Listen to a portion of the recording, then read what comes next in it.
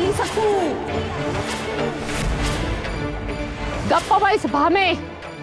कशाला रंगवतेस अभद्र वर्णनं? असं काहीही होणार नाहीये.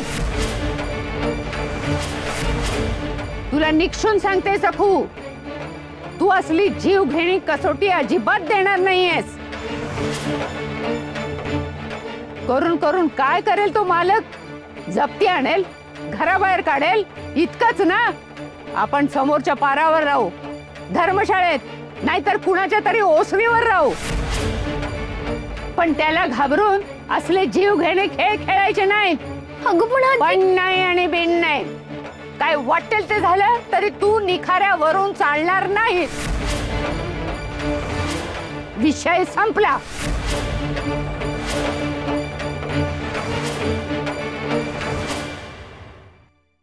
काय रे काळ्या, पुरी किती स्वस्ती आहे तुझ्यासाठी.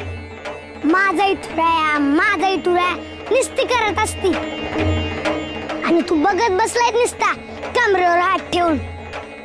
कसोटीच्या नावाखाली तो मालक लय छळ करतोय रे पुरीचा. तुला दिसत नाही का रे काळ्या?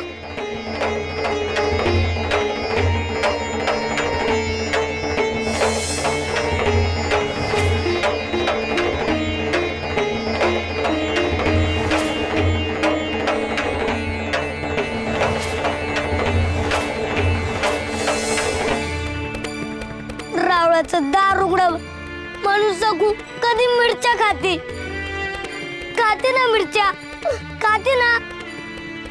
कधी गळ्यात काट्यांची माळ घालती, कधी थंड पाणी अंगावर बी घेती.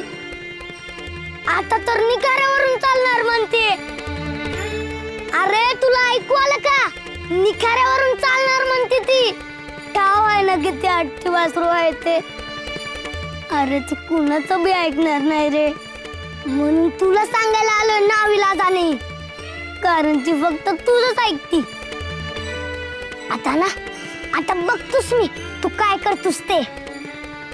हे बघ काय, जर पुरीला काय झालं ना तर बघच तू.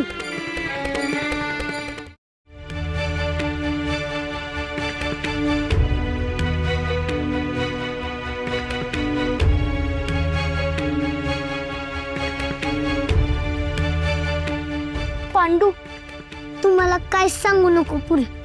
मला फक्त एकच ठाव आहे, तू निखाऱ्यावरून चालणार नाही म्हणजे नाही.